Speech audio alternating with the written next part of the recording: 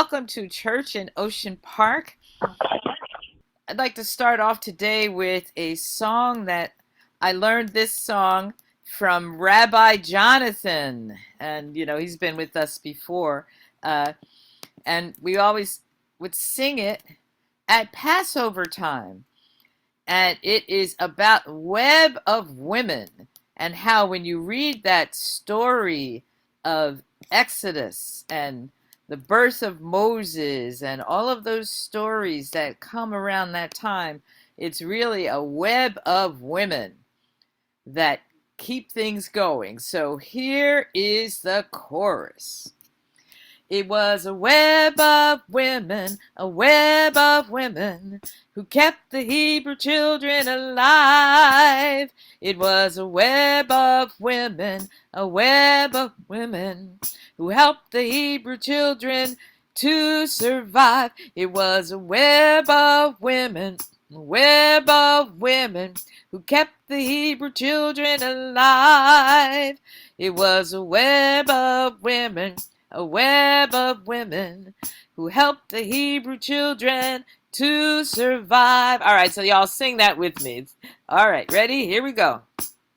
It was a web of women, a web of women, who kept the Hebrew children alive. It was a web of women, a web of women, who kept the Hebrew children to survive. There was a web of women, a web of women, who kept the Hebrew children alive. It was a web of women, a web of women, who helped the Hebrew children to survive. Not long ago on Egyptian soil, the Hebrew children multiplied, the Hebrew children toiled. Nasty Pharaoh, oh, he made a lot of noise. He sent Shiphrah and Puah to kill the baby boys. It was a web of women, a web of women, who kept the Hebrew children alive. It was a web of women, a web of women, who helped the Hebrew children to survive. Now Shiphrah and Puah, they ignored Pharaoh's scorn. They were loving midwives. They helped life to be born. Pharaoh was a madman, a monster through and through. But women have the power to do what we must do. It was a web of women, a web of women, who kept the Hebrew children alive. It was a web of women, a web of women, who helped the Hebrew children to survive. The Hebrew women in those hard years, they kept on having babies. They pushed past their fears. Yocheved had a baby, Moshe was his name. He would lead his people to freedom once again. It was a web of women, a web of women, who kept the Hebrew children alive. It was a web of women, a web of women, who helped the Hebrew children to survive. Yocheved had a baby. She hid him on the Nile. Now Miriam, his sister, was watching all the while. Pharaoh's lovely daughter rescued him so brave. Without these holy women, we might still be slaves. It was a web of women, a web of women, who kept the Hebrew children alive. It was a web of women, a web of women, who helped the Hebrew children to survive. Now Shiphrah and Puah, Yocheved, Miriam, Pharaoh's daughter, well, the list goes on and on. Long ago, as the Torah states, women made the difference. Women kept the faith. It was a web of women, a web of women, who kept the Hebrew children alive. It was a web of women, a web of women, who helped the Hebrew children to survive. It was a web of women, a web of women, who kept the Hebrew children alive. It was a web of women, a web of women who helped the Hebrew children to survive. Welcome to the church in Ocean Park, an incredible web of women and men. Here we are. Welcome this morning, everybody. Hello, my name is Joseph Hepburn, and we are members of the church in Ocean Park. We are here to welcome you to this unique interfaith community dedicated to social justice. Now, you may be wondering, are you welcome here? Yes, we are interfaith. You are welcome if you are Jewish, if you are Muslim, Christian, Hindu, Buddhist, atheist, or some combination or something altogether. You are welcome here if you just came in from a large musical concert or from celebrating the 50th anniversary of the hip hop celebration, hip hop community. You are welcome if you don't know where to go or and you are confused about what to do. You are welcome here at the church in Ocean Park. You are welcome if you don't have a job, if you never had a job, if you don't want a job. You are welcome if you are a renter, if you are a landlord, or both. We extend a hearty welcome to those who are single, married, divorced, cisgender, transgender, rich or dirt poor. We have here for you an open door. We extend a special invitation to those who are out of jail, looking for a welcoming community. We extend a special invitation to those who are Gen Z, millennials, Gen X, baby boomers, and all the classified persons that you can name. And in fact, those who are too mature even to be classified. We invite soccer moms, tree huggers, latte sippers, vegetarians, junk food eaters. We invite you if you have problems, if you're down in the dumps, or if you don't like organized religion, or think that this is a strange church. From Haiti to Maui in Hawaii, we offer a special invitation to all who are in grief, all who could use a prayer right now, all those who had religion shoved down their throat as a kid, or even if you were never baptized. We invite tourists, seekers, doubters, bleeding hearts, and you, yes, you, welcome to the church in Ocean Park. Thank you, Chaplain Joseph, for your welcome. I'm Reverend Janet Gollery McKithen, and I also welcome you to the church in Ocean Park. I'm so glad to see you this morning. I'm really, really glad that you're here. I want to begin by recognizing that we all have something on our hearts this morning. It's all different. It might be things that are happening in the world. There's a lot of things going on. So I would just encourage you to put 1 or 2 words in the chat about what's on your heart right now, and realize that we can hold that as the church in Ocean Park, whether it's a joy or a sorrow or whatever it is that you bring with you. I want you to realize that we can hold it together. This is what a community is for. And so we're holding all that. We also are hoping that you can somehow put that in the chat and then be present with us. We realize that that is sometimes a difficult thing to do. I want to begin by acknowledging that most of us right now are sitting on stolen land. In Santa Monica, the land was taken violently from the Chumash, the Quiche, and the Tongva peoples. We acknowledge the harms of genocide, enslavement, forced assimilation, and destruction at the hands of U.S. colonial settlerism. We also acknowledge that our communities and country was built on the backs of people who were stolen from Africa, placed into bondage, and forced into labor.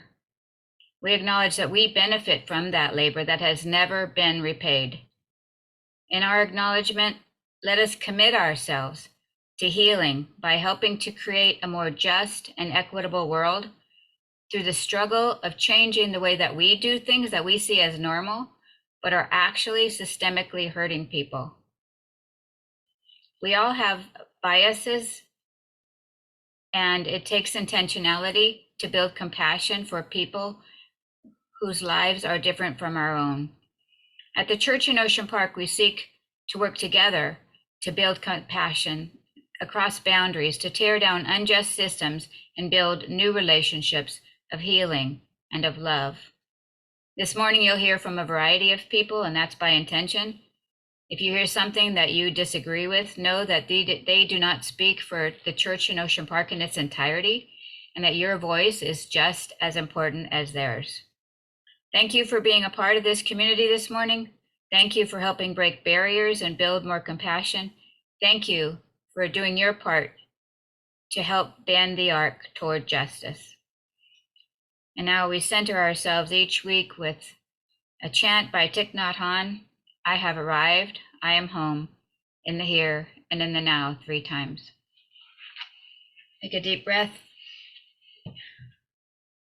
I have arrived, I am home, in the here and in the now. I have arrived, I am home, in the here and in the now. I have arrived, I am home, in the here and in the now. Welcome to the church in Ocean Park. I'm so glad you're here. Our reading this morning is from the Christian Holy Book, the Bible. It's Magnificat, Gospel of Luke, chapter 1, verses 46 to 55. My soul proclaims your greatness, O God. My heart rejoices in you, my Savior, because you have showered your servant with blessing. From now until the end of time, all generations will know the great things that you've done for me. Mighty One, your name is holy. In every age, your compassion flows to those who reverence you. But all who seek to exalt themselves in arrogance will be leveled by your power. You have deposed the mighty from their seats of power and raised the lowly to high places. Those who suffer hunger, you have filled with good things. Those who are privileged, you have turned away empty-handed. You have come to the aid of your people in fulfillment of the promise you made to our ancestors when you spoke blessings to Sarah and Hagar and all their descendants to the utmost generation. Amen. Blessed be. I've invited Mimi Kennedy to sing a prayer song, chant. I'm not sure what we would call it. I heard her sing this a very long time ago, and it always stayed with me. I want to tell you a little bit about Mimi. I'm so excited to have her here. She's a working, but now striking actress, author, and activist. She has been very active in the stage, movies, television. Just to name a little tiny bit, you may have seen her in Dharma and Greg, Mom, and also in Midnight in Paris. She is going to be our guest speaker on Labor Day Sunday, September 3rd, so you won't want to miss her. All right, please welcome Mimi Kennedy. Hello, Church in Ocean Park. I'm so honored. Larry has sung for you so many times. I've sung with him, but to be asked to sing this, I wrote this because devotion to Mary is central to my cradle Catholicism, which of course I have had to let go of because of the various political and moral aspects of what the church institution is now. But this is a prayer, and I keep thinking about the Web of Women, Dr. Kim, that you sang of, and what the fight is about Mary is she a singular Madonna, the pure, the blessed among women, or is she someone who in first century Palestine took very seriously what she had to do raising this child? That where did it come from? Yeah, that's a story. But women's wombs were political spaces at that time, and she somehow resisted that this should be a prince of the world, and probably when he asked about his parentage said, God is your father, don't worry about it. I don't know how she did that, but she managed to mother the person who did the Sermon on the Mount. So it's not a celebrity, Mary. This is the female face of God with a womb who resisted political usage of it.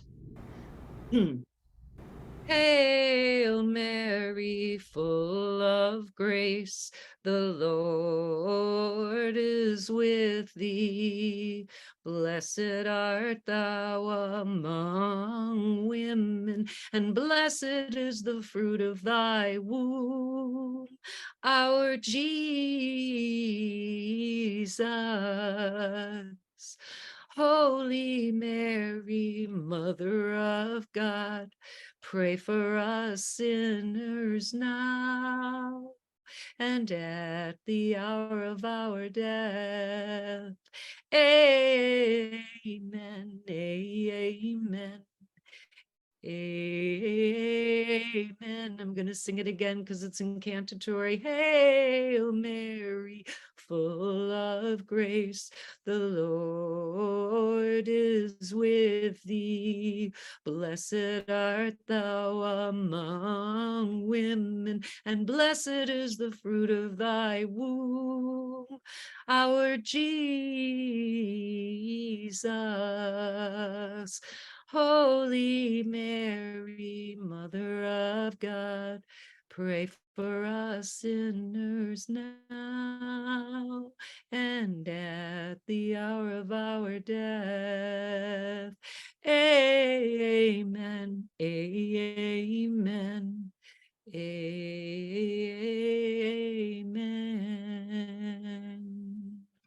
Thank you. Thank you, Mimi. What a blessing. What a blessing to have you and Dr. Kim both passionate about Mary and passionate about the Gospels, and really deep understanding of and meaning of for Mary and for the revolutionaries as well. Thank you so much. I'm really looking forward. We're looking forward to this morning for the music and for Dr. Kim's message. Dr. Kim, as most of you know, was born in Philadelphia, where she is now in Pennsylvania, and is the assistant professor of African American thought and practice in the Department of Theological Studies at Loyola Marymount University. While pursuing her PhD at Union Seminary in New York City, Kim composed the Welcome Table, a Mass of Spirituals, along with composer M. Roger Holland II. Kim records and travels the nation, performing concerts, lectures on the music of African American freedom traditions, and leading music in a variety of liturgical settings. Dr. Kim Harris is a member of the music leadership and speaker team at the church in Ocean Park, and part of the Committee for Racial Justice, and so much more. Dr. Kim leads song at the church in Ocean Park, as well as in many other places in the community and beyond. And we're so blessed to have her as a part of our leadership team on Sunday mornings. Welcome, Dr. Kim. Thank you. Thank you so much. I've been so excited about this morning, and thank you, Mimi, because you set up the message very well, asking who is this woman and who are these women? So as you probably saw in the weekly emails, everybody, today, this morning, we are celebrating Revolutionary Marys. Revolutionary Marys. Now, Mary, mother of Jesus in the New Testament, her name It was one of the Judeo-Aramaic variants of the name Miriam. Now, in Christian scriptures, New Testament, written in Greek, her name is transliterated Miriam or Maria.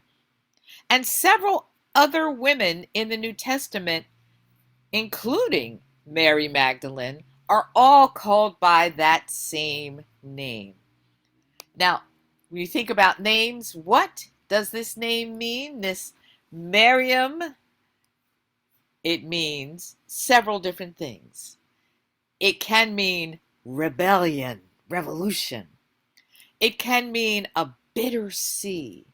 It can mean strong waters, exalted one, ruling one, wishing for a child, or beautiful.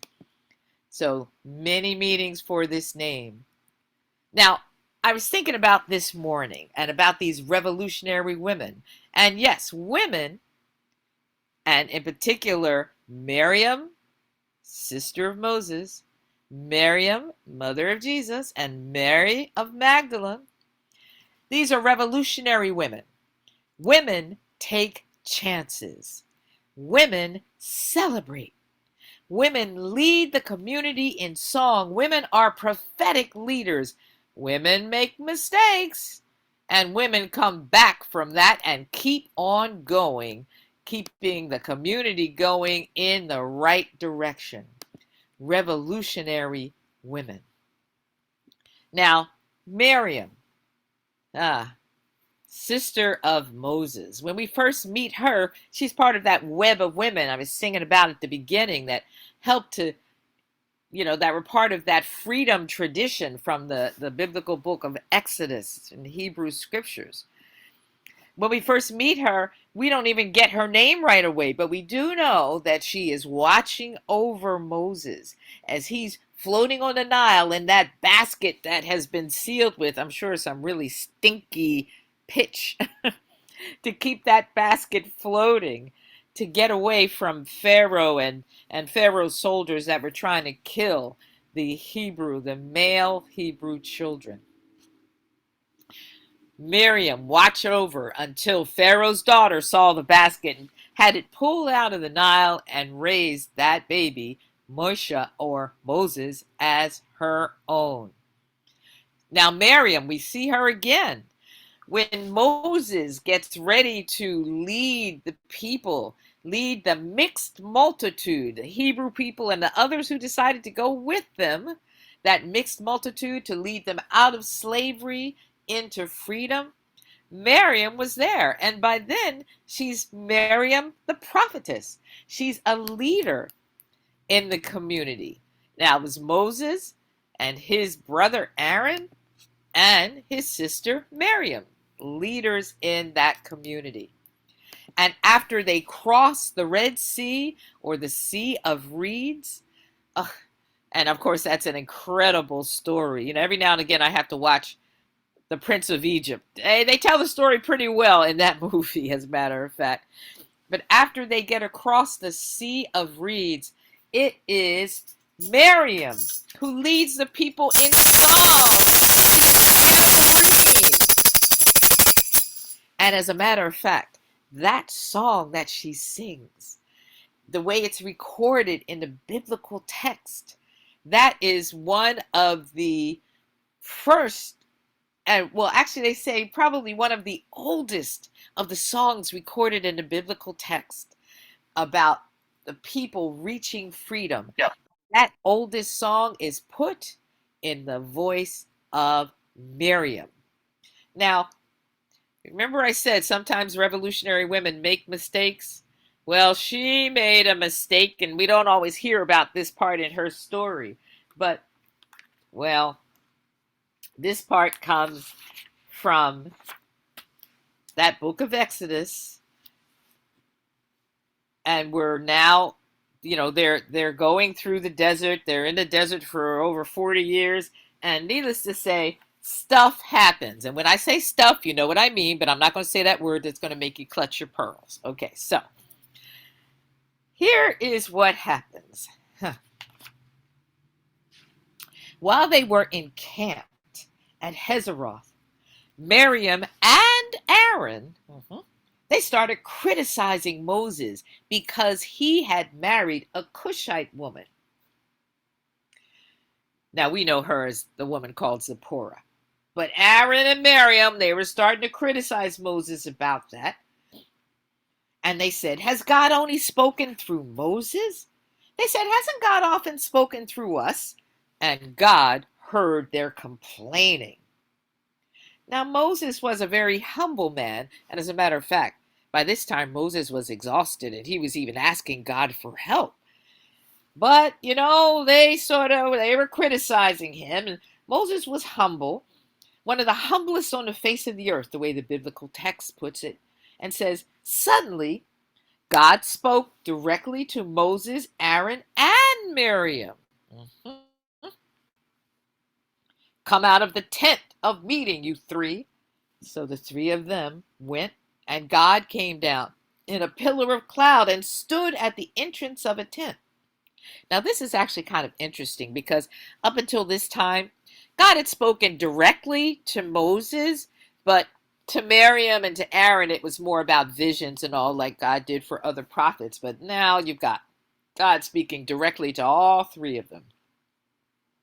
So the three of them went and stood at the entrance, and God came and called Aaron and Miriam, and the two of them came forward. And God said, hear my words. When there are prophets among you, I have made myself known to them in visions. I speak to them in dreams. Not so with Moses, my servant. Moses is entrusted with all of my house. With Moses, I speak face to face. And so why are you not afraid then to be speaking against my servant Moses? And the anger of God lashed out at Miriam and at Aaron. And then God departed. And when the cloud disappeared from the tent, Miriam was a leper. Her skin was as white as snow. And when Aaron saw that Miriam was leprous, he cried out to Moses and said, I entreat you, Moses, do not punish us for this sin we have so foolishly committed. Do not make her hideous. And Moses cried to God, oh God, I beg you, please heal her. But God said to Moses, if her father had spit in her face, would she not bear this shame for 7 days?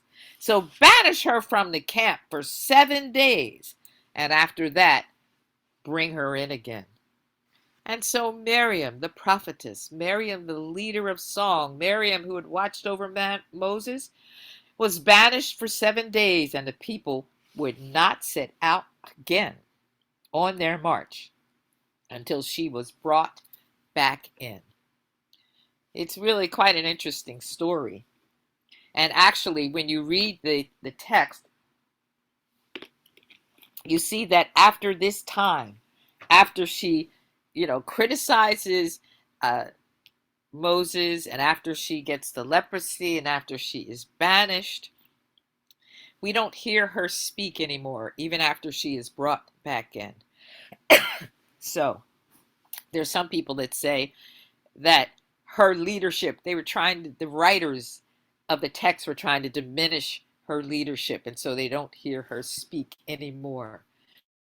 But we know Miriam was a woman that took chances. I mean, as a young woman watching over Moses. We know that Miriam was brave. We know that Miriam led the celebration. We know that, that she got into trouble, but when she came back in, she kept on going. And she kept going with the people. And the next we even hear of her, she dies out there in the wilderness. She never makes it to the promised land. But the people say they will not go on until she is given a proper burial. Miriam, rebellion. Miriam, a revolutionary woman.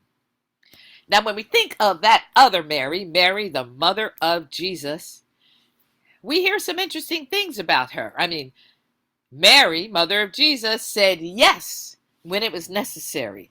I can only imagine that whole idea of an angel coming and saying, you're going to bear a child. But Mary, mother of Jesus, she did what had to be done. We hear about Mary in the Gospel of Luke, and we hear about Mary at the foot of the cross, but two places we don't hear so much. One is not written, and one is written.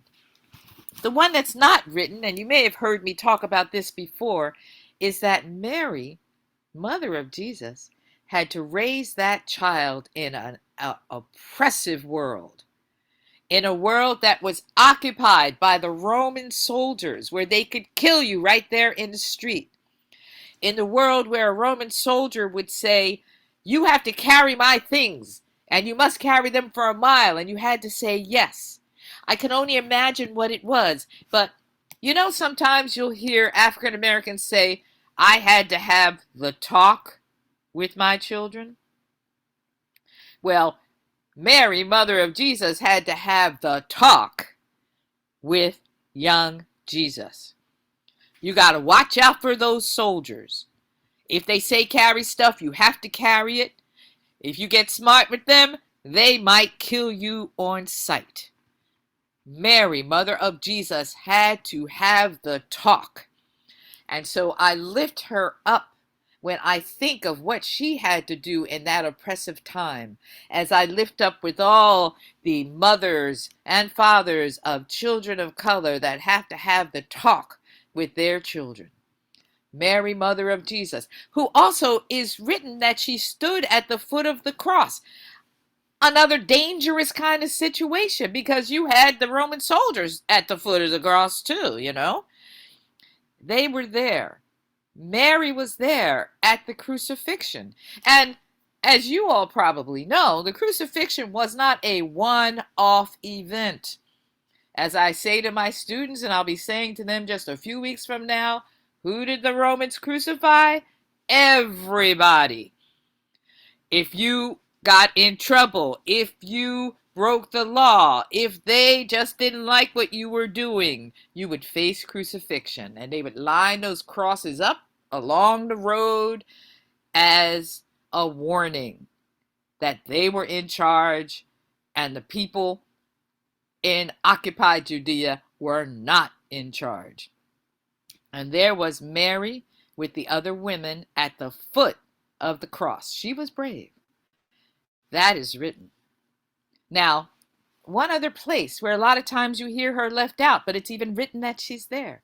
In the book of Acts, when they narrate the Pentecost story about the people who were afraid, you know, after the crucifixion of Jesus, and his disciples and some other people had gathered in an upper room, and there they were, and they weren't exactly sure what was going to come on, but they had heard that he was risen and told them to go and wait, and there they were in an upper room. Mary, Jesus' mother, was there too. And as a matter of fact, in that story from the Gospel of Luke, in that story from the book of Acts, Mary is the only woman who is named among those, even though we know there were other women who were in that upper room. And so when the Spirit descended on the disciples and descended on the other people in that upper room, it also descended on Mary, mother of Jesus. The Spirit was poured out on her, and she, like the other disciples, was going out and telling this incredible story, telling them some good news. It's very interesting. There are people that try to say Mary was passive, and Mary just said yes because she couldn't say anything else, and all those other kinds of things. But Mary, mother of Jesus, was a revolutionary woman. Now, one more Mary. Mary of Magdala. Now, let's just get rid of that whole prostitute thing right away. She was not a prostitute. There's probably a reason why people started calling her that, telling those kinds of stories. That's because she was a woman in leadership. And y'all know there are times when women of leadership, people talk about them in all kinds of ways. And once again, I'm not going to say any words that are going to make us clutch our pearls, but you know what they say about women in leadership at various times. Mary of Magdala was a leader, one of the women that went around with Jesus as he was doing his ministry. Mary of Magdala. Yes, there were some demons that she had. She was released from some sins by Jesus, but we don't know what those sins were. So we'll just take that prostitute thing right off the table. Mary of Magdala was brave enough to go to the tomb after Jesus had been crucified. Now, I can only imagine what kind of bravery that took. Because like I said, crucifixion, that was happening to a lot of people. And don't think it wasn't happening to women too. And they would even sometimes crucify the dogs of people that they were killing. I mean, this is just, ridiculous stuff when you think about all of the hell people were going through. But Mary of Magdala, went to the tomb. And when she got there, and Jesus wasn't in there, she had to try to make any sense of this. And it's a longer story, but eventually she sees who she thinks is a gardener. And the only thing she can imagine is that somehow some people came and they took the body of Jesus away. And she says, "Oh, please, if you have taken him away," and this is in the Gospel of John, "tell me where you've taken him and I will go and get him." And I keep thinking, how was she going to do that by herself? But she was ready. Mary of Magdalene, brave enough to do that. But then, the way the story goes, the risen Jesus called her by name. And then she recognized him. And that was incredible. And then she probably went up and tried and grabbed his feet and, but the way the story is written in the Gospel of John, Jesus says, "Don't hold on to me. I still have things to do. I've got to go to my Father, Don't hold on to me, but go and tell my disciples that you have seen me." Mary of Magdala was commissioned by Jesus. Now that's leadership for sure. To go and tell. And of course, we can always assume that she was part of that group in the upper room at Pentecost. So it's an incredible thing to think about these revolutionary Marys. These women who were brave, women who took chances, women who said yes, women who were in leadership, women who sang songs, yes, women who sometimes got into trouble, but they came back from that, and women who are commissioned to go and tell, commissioned to bring justice and mercy into the world. And we all, indeed, especially here at this wonderful Church of Ocean Park, we know that we are commissioned to bring justice and mercy into the world. So, go ring those bells. Go tell the good news that there is justice and mercy available. Go and tell. Go and do, and keep on being the wonderful community that you are. Oh, Mary, go and ring them bells. Oh, Mary, oh, Mary, oh, Mary, ring them bells. Oh, Mary, oh, Mary, oh, Mary, ring them bells. I hear archangels a rockin' Jerusalem. Hear archangels a ringing them bells. I hear archangels a rockin' Jerusalem. Hear archangels a ringing them bells. Oh, Mary, oh, Mary, oh, Mary, ring them bells. Go, Mary, go, Mary, go, Mary, ring them bells. I hear archangels a rockin' Jerusalem. Hear archangels a ringing them bells. I hear archangels a rockin' Jerusalem. Hear archangels a ringing them bells. Oh Mary, oh Mary, oh Mary, ring them bells.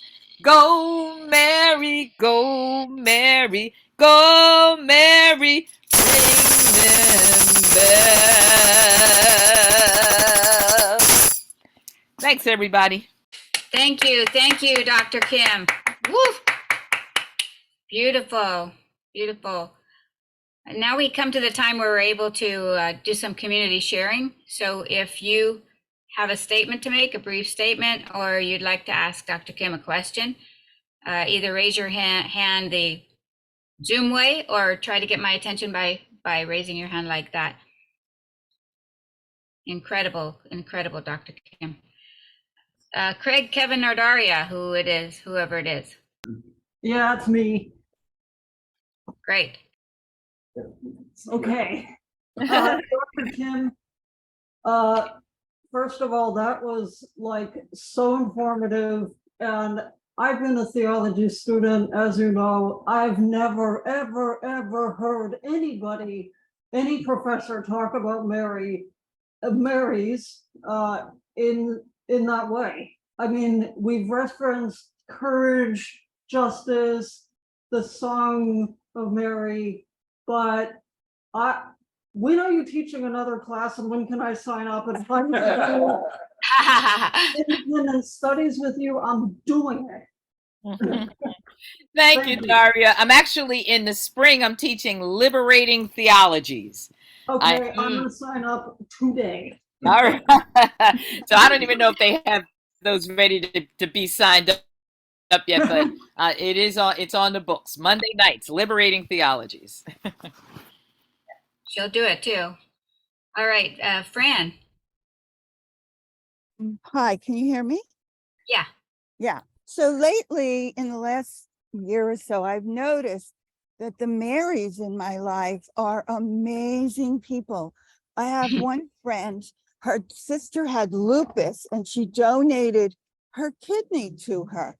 And I'm just in awe of Marys. And when I realize that somebody has a Mary in their life, it just feels like a blessing. So thank you for this instruction this morning. It was really valuable. And thanks for that story, Fran. Thank you. And for those women, we got to be lifting them up for sure. That's right. Marys. Craig, Ali. Thank you also. It is rare to see the championing of women involved in a movement. And so I'm asking a question in reference to if you know what the movement was, not to necessarily play up, but to downplay the significant role of women, because women are functional in almost every movement that I can see and have been a part of. So I'm wondering what it is that was counter to the movement to not necessarily play up the issue, but at least give it the recognition that it deserved within that Christian thing, if you know that. Yes, thank you. That's a great question. And actually, seeing you raise your hand also reminded me of something, Craig, that am I correct in the fact that Mary, Mother of Jesus, has a whole book in the Quran? Yes, he does. Yeah. In fact, it's not a book. We don't refer to it as a book, but we refer to it as, in some senses, it's a surah, but in fact, you can almost say that there is a juice, because what we as Muslims do is we read, when Ramadan comes through, we read entire juices. And a juice I believe, now it might be a surah, but I'm almost certain it's a juice that is devoted to Mary, because it is so significant, the role she played in, the birth of Jesus, and then his nurturing and his upbringing.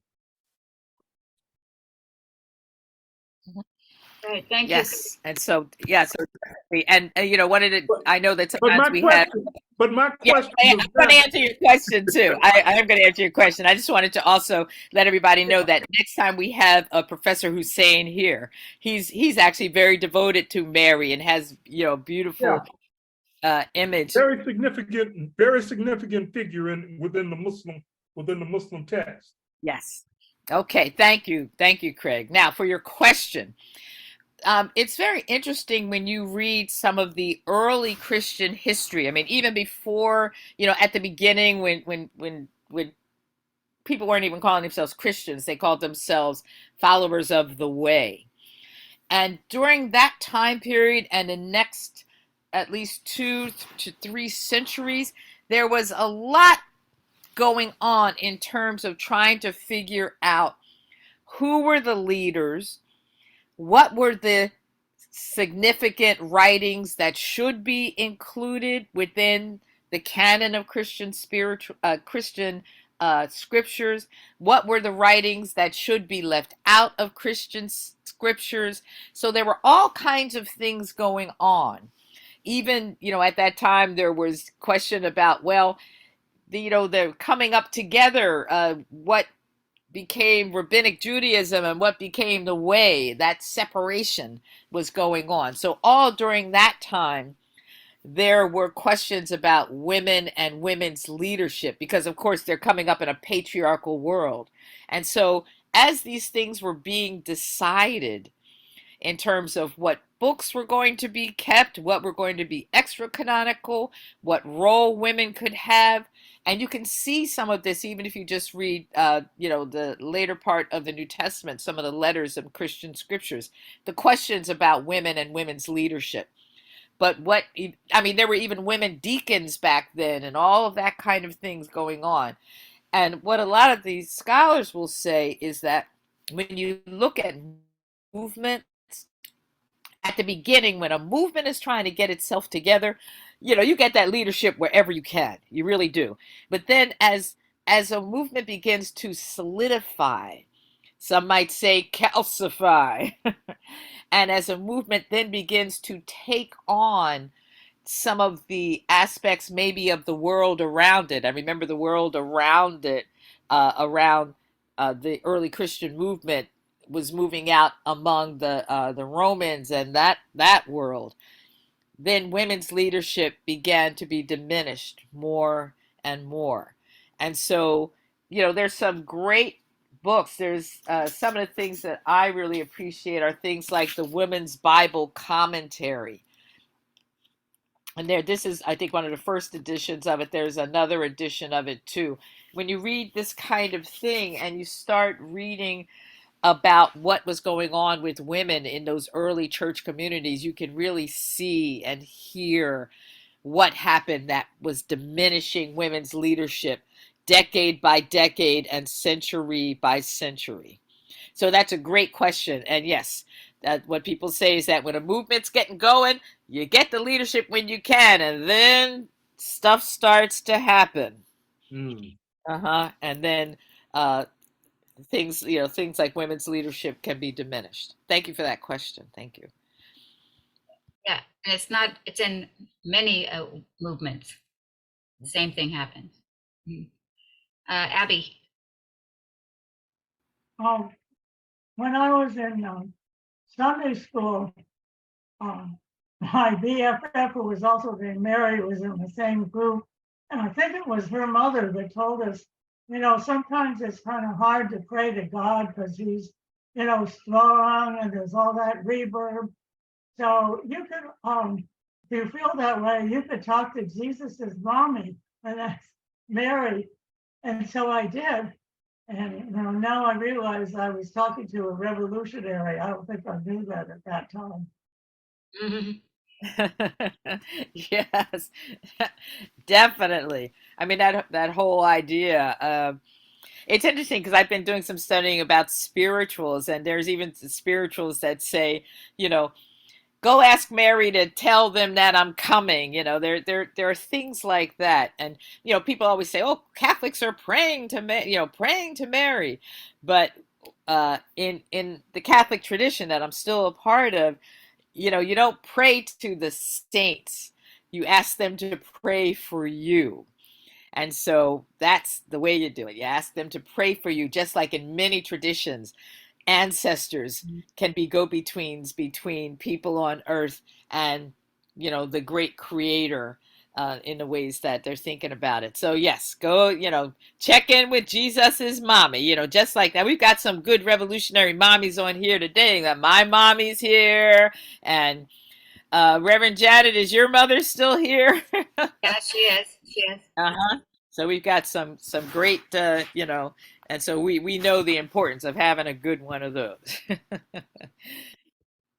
All right, Linda.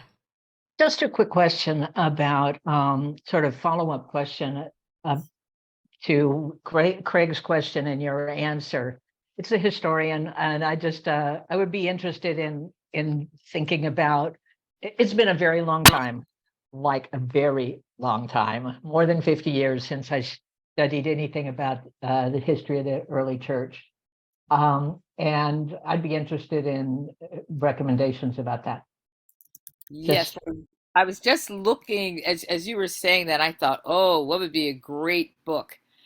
So here is, and I'm going to put in the chat, a really incredible book, and it's now considered a classic. The book is called "In Memory of Her," and it is a feminist theological reconstruction, and it is Elizabeth Schussler Fiorenza.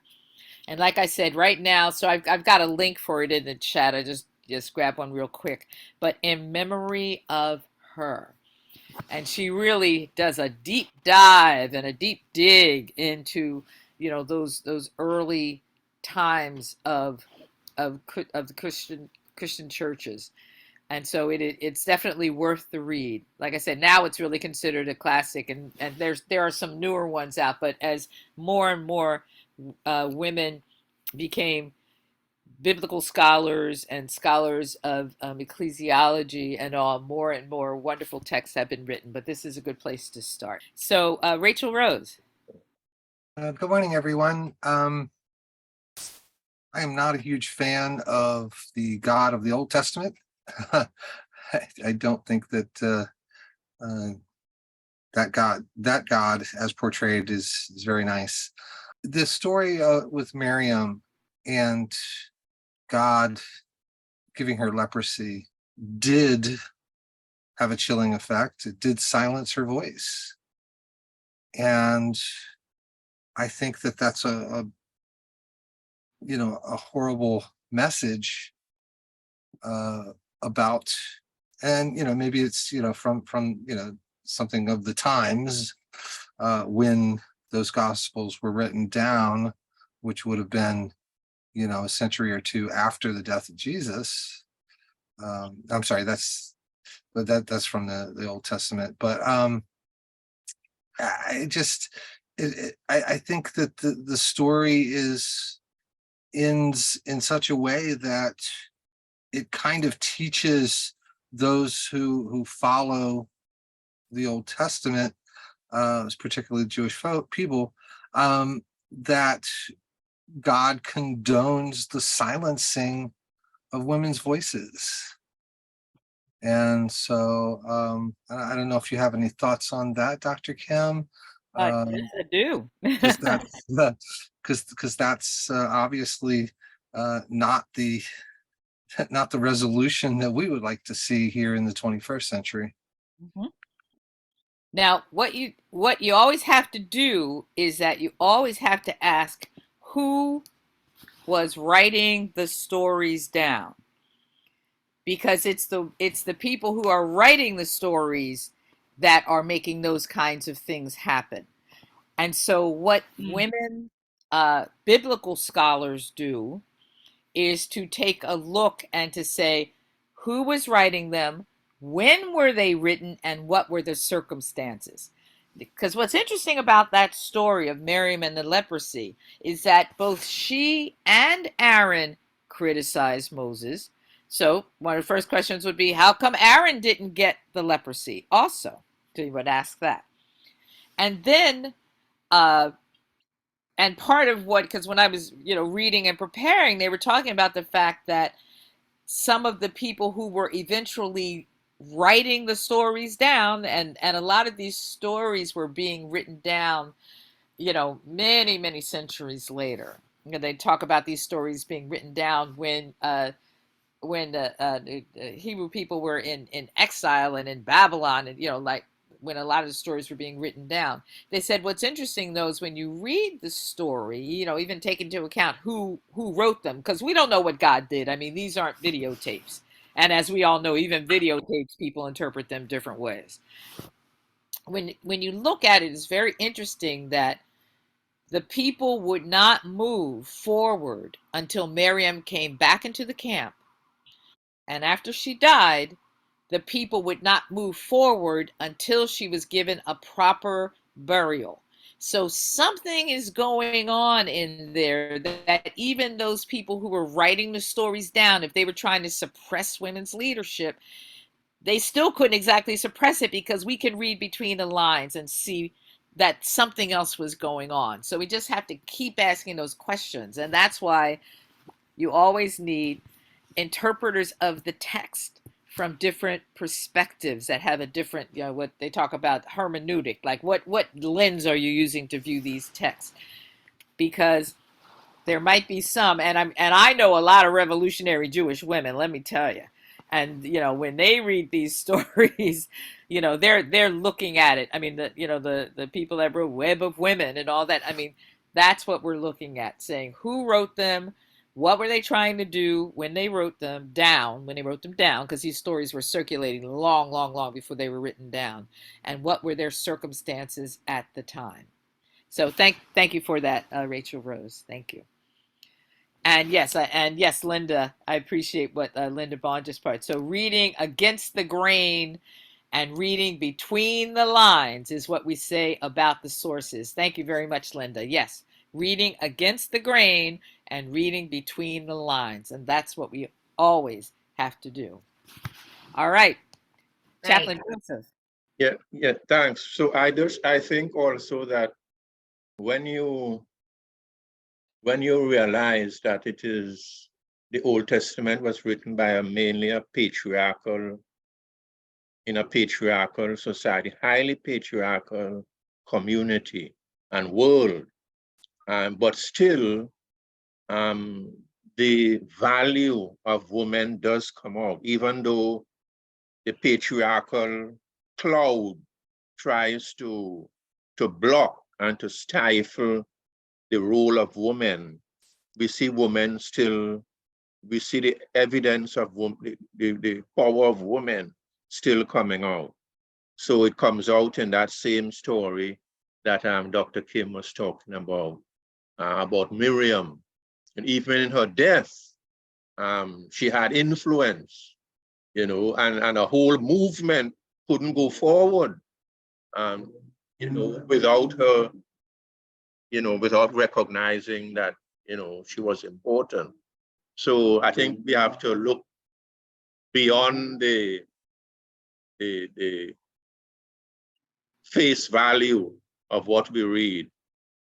And also we have to look at the New Testament, because the Old Testament by itself is not helpful. You have to read the New Testament, because the New Testament sort of illustrates and sometimes corrects and illuminates what has been taken from the Old Testament. And even with Mary, the mother of Jesus, the thought that came to me was that we become leaders and we make decisions, and we gain the motivation and the power to go forward, not only in times of danger, but in times when we have lightheartedness. It was at a wedding ceremony that Jesus and his mother went and his brothers went. And Jesus didn't think he could do anything. They ran out of wine. And Jesus didn't think he could do anything. It's not my time. I don't know what to do now. Don't tell me to do anything. I don't know what to do. It's not my time. And it was his mother who in the wedding said, do what he tells you to do. And it was she who motivated him and knew exactly that the time was right. So sometimes we use even the playful times to show how we can get a vision to go forward, you know. So I think that's what I would say. Say thank you, Chaplain Joseph. So Reverend Janet, are you there? I know it looked like you were having some internet things going on.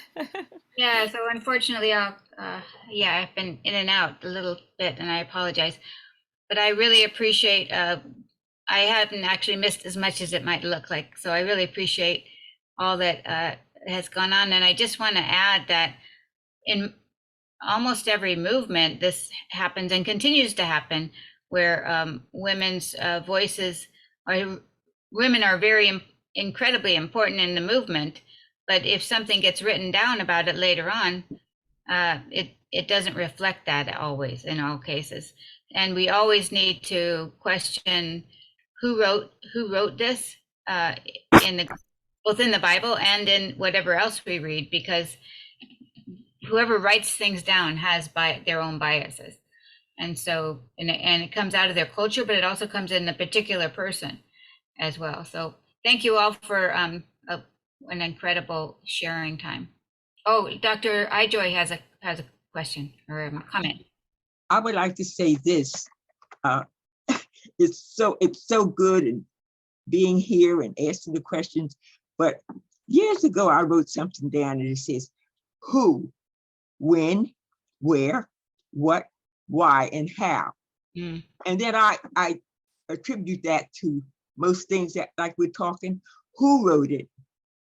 When did they write it? Where did they write it? What did they write? And why did they write this? And of course, the last one is how. So that's what I offer. The who, when, where, what, why, and how. You put that down and you put that against anything that's going on, the things that are happening today, the things that happened yesterday, the things that are going to happen tomorrow, and you'll come up with some information that may be good and may not. I can't vouch for this information, but it works for me. Great last words, Dr. Ijoy. Nice conclusion. Okay, thank you, everybody. We're going to have announcements, but first a little song. Hope Blacker, remember her? Brought this song to my attention. It's to the tune of We Are Climbing Jacob's Ladder, but it's called We Are Weaving Sarah's Circle, and Sarah is another matriarch from the Old Testament. We are weaving Sarah's circle. We are weaving Sarah's circle. We are weaving Sarah's circle. Sisters, brothers, all. Here we seek and find our history. Here we seek and find our history. Here we seek and find our history. Sisters, brothers, all. On and on the circles moving. On and on the circles moving. On and on circles moving. Sisters, brothers, all. We are open, we are shining,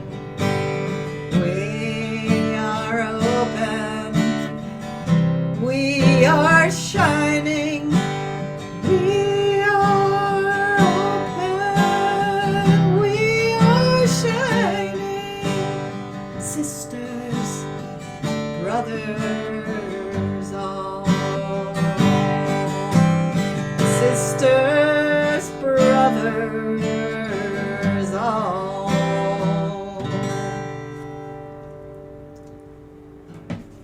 Yeah, let me just say one quick thing. You'll see in the chat one of my favorite books, and it's part of a set. It's called Woman Wisdom, and it is a feminist lectionary. Woman Wisdom. It's by Miriam Therese Winter, and she has Women in Hebrew Scriptures, Part 1. And there's so many women actually in Hebrew Scriptures that, and I forgot where I got my Part 2 around here somewhere. But she starts off with the matriarchs and all, and that's where you can really see, take a semi deep dive into thinking about these women and how the stories are told. Because yes, you read that story of Miriam, as I see some people saying in the chat, and it makes you like feel different kinds of ways. But those feminist scholars, we got to think about what they're saying, and then that helps us to make our opinions about it. So thanks everybody, and the link is in the chat for that. All right, thank you. Okay, well, let's sing happy anniversary to Bob and Trudy, Chris and Maureen, and Jean and Gary. So happy anniversary to you. Happy anniversary to you. Happy anniversary, Chris and Maureen. Happy anniversary, Bob and Trudy. Happy anniversary, me and Gary. Happy anniversary to you. And now birthdays for Cheryl and Charlie. Happy birthday to you. Happy birthday to you. Happy birthday, dear Cheryl and Charlie. Happy birthday to you. Now may the peace that passeth all understanding be with you this day and forevermore. Turn off mute, get off of your mute, and we say together, we hold hands in our big circle all the way to Pennsylvania and beyond. To Pennsylvania and beyond, we say together, carry on. 1, 2, 3. Carry on. Carry on.